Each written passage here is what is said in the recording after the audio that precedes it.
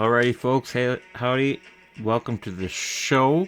I got a bit of Halo music in the background. If you're wondering what's going on, let's finally talk about the trade deadline and how it's kind of going from the Central Division's perspective. We'll see if my hair stays. I combed it, didn't put any spray in it because it's late at night.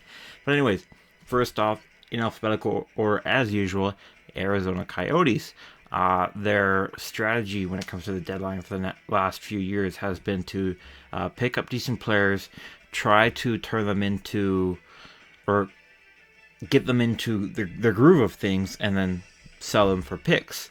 And they've been doing that less and less as their on ice product has gotten better and their prospects have developed and turned into NHL players and stars in a few cases, and future stars certainly. The strategy was still the same this year, not to the same extent, and I think in one case, not the return, or in two cases, not the return they hoped.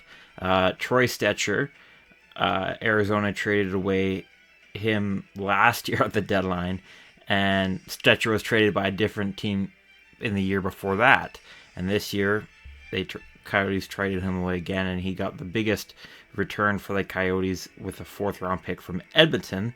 Dumba got a fifth-round pick from Tampa. I felt there was a chance that he could, gain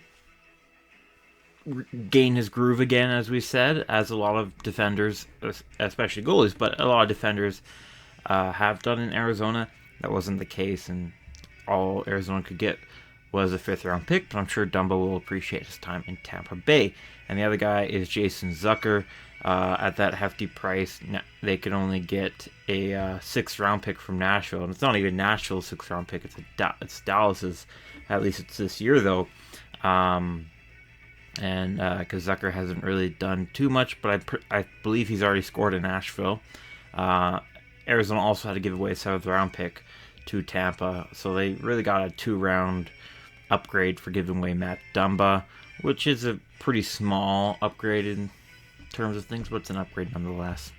Next is another team that's not planning on contending and did a very few moves this year, only two. The Chicago Blackhawks received Rem Pitlick from Pittsburgh, giving a seventh-round conditional pick. I did not find the conditions on it. Maybe there's some now that were released, but at the time of the trade, and when I wrote it down, there wasn't any noted, but it's a seventh-round pick. And just to have more warm bodies, I think, in the room for Chicago. But they did receive a fifth-round pick for giving away Anthony Beauvillier to Nashville. Next, Colorado. Colorado, I think, had an amazing deadline. I don't normally like squeezing all of the stuff they made on one side because it just looks bad with all that text clumped together, but there was no way I could fit in the logo if I didn't, because it would have just been extending down and the logo would have been really small, which is the case for a team on the two teams in the Pacific. One team in the Pacific couldn't even fit their logo in anywhere, so I'll just wear their jersey for that one.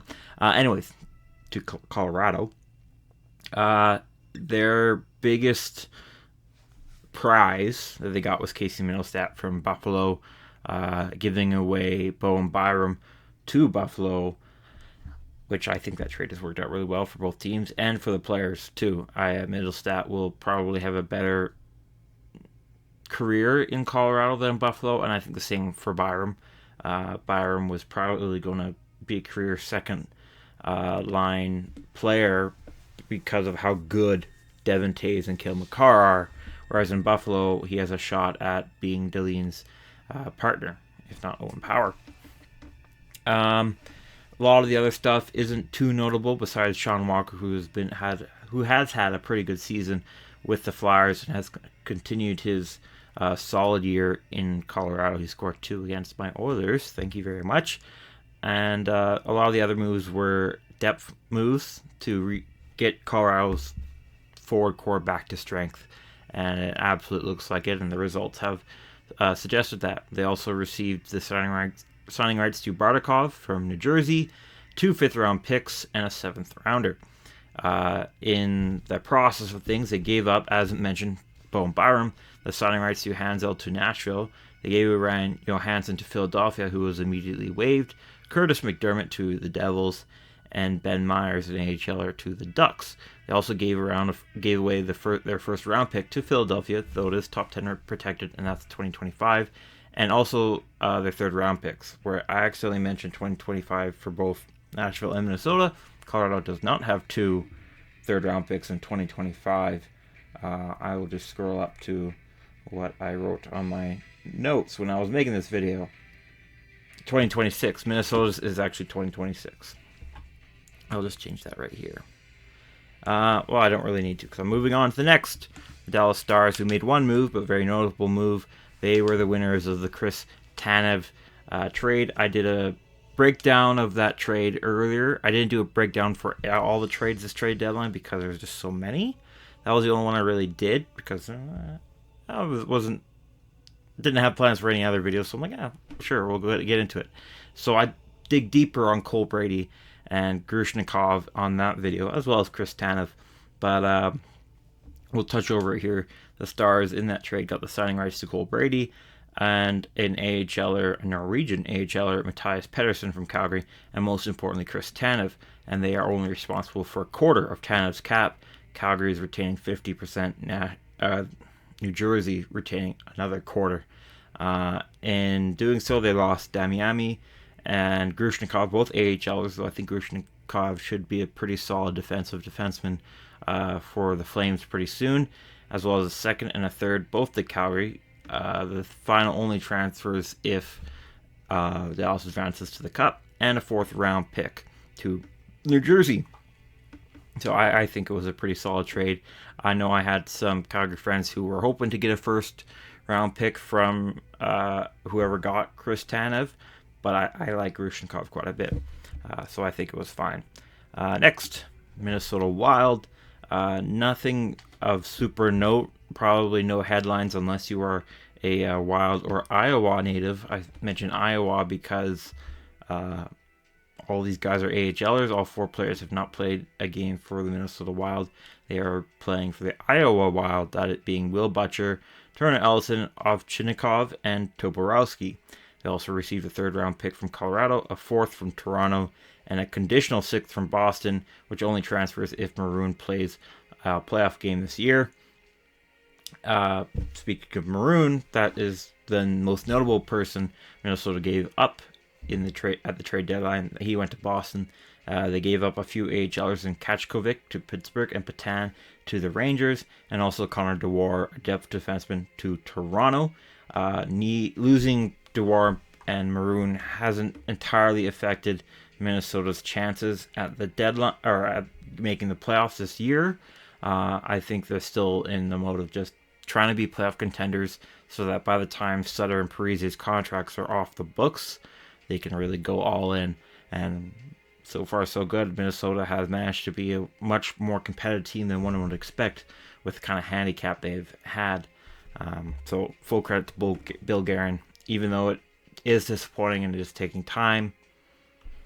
Minnesota Wild might be the first team to really do something big for the state of Minnesota this century, because the Vikings have been to the Super Bowl before.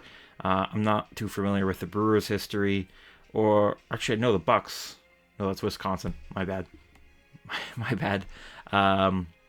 Timberwolves, I'm not too super familiar.